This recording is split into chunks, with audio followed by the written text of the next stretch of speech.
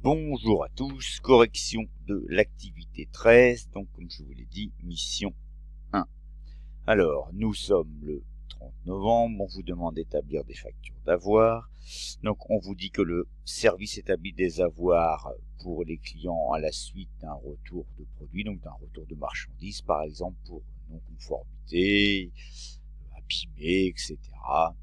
Donc, et on vous dit qu'on peut aussi établir un avoir pour une remise omise ou oubliée sur la facture, pour une ristourne trimestrielle qu'on va calculer pour le client, voir d'ailleurs une autre vidéo sur la ristourne.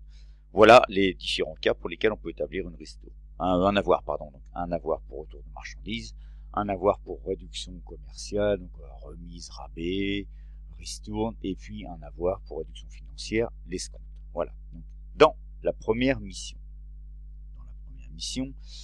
Madame Millard vous remet un message téléphonique au sujet d'un retour de produit ainsi que le bon de livraison correspondant. Donc le bon de livraison correspondant, il est là.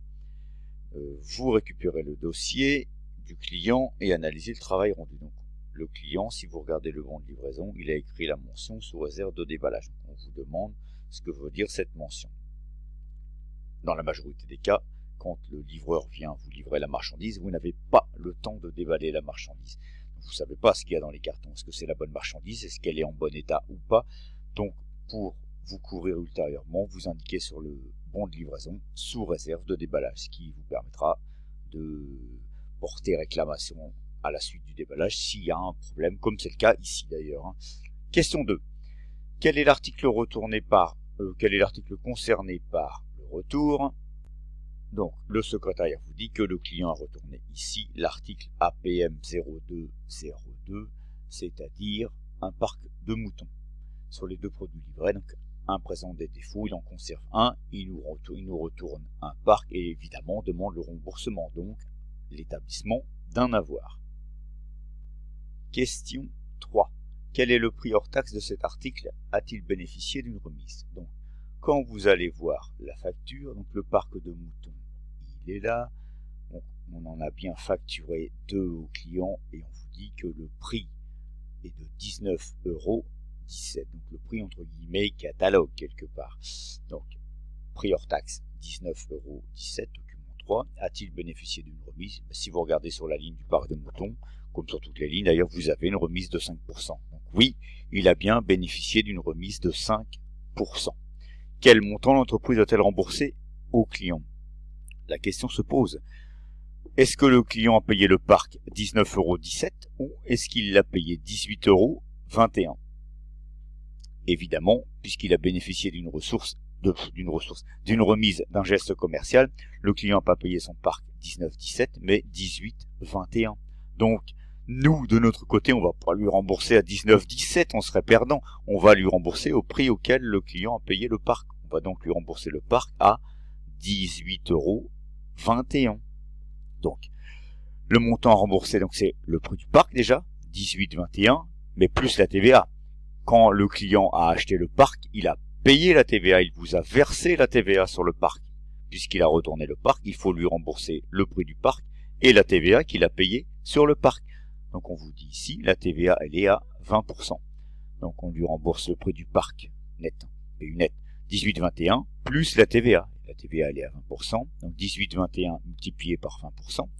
18,21 de net commercial pour le parc, prix unitaire hors taxe net commercial pour le parc, plus 3,64 de TVA. Donc pour le parc retourné, on va lui rembourser en TTC 21,65. J'espère que jusque-là, ça va. Donc on vous demande enfin de présenter la facture d'avoir AV5835, document 4. Donc, l'établissement de l'avoir. On nous a donné le numéro tout à l'heure, avoir numéro 12, 5835. L'avoir, c'est toujours le même client qui en est bénéficiaire, donc les coordonnées du client, vous les avez là. Les 10 doigts, musée du jouet, donc là vous avez juste à recopier l'adresse qui est là. La date, on nous dit dans le début du dossier qu'on est le 30 novembre et le compte du client 411 F MUS. Alors, vous l'avez dans la présentation de l'entreprise, dans la page 65, 66, etc. ou vous l'avez tout simplement là, 411 F MUS. Donc, l'objet de l'avoir, c'est un retour de marchandises. Il a retourné un parc de mouton.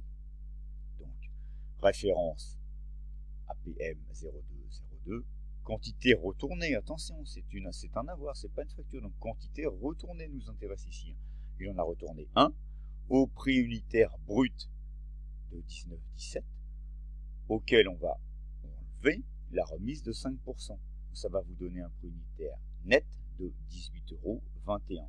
Je vous rappelle, pour passer du prix unitaire brut au prix unitaire net, c'est 19,17 multiplié par 0,95, par 95% de la somme.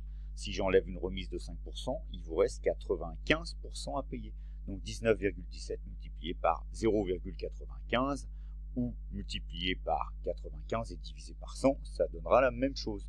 Donc prix unitaire net 18,21, évidemment on retrouve la même chose qu'ici, et comme il n'y en a qu'un, une fois 18,21, 18,21.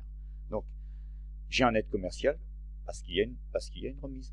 Donc net commercial 18,21, total hors taxe ça ne change pas, la TVA donc à 20%, la base 18,21 multiplié par 20 divisé par 100, 3,64 de TVA. Donc on reporte ici 3,64 de TVA.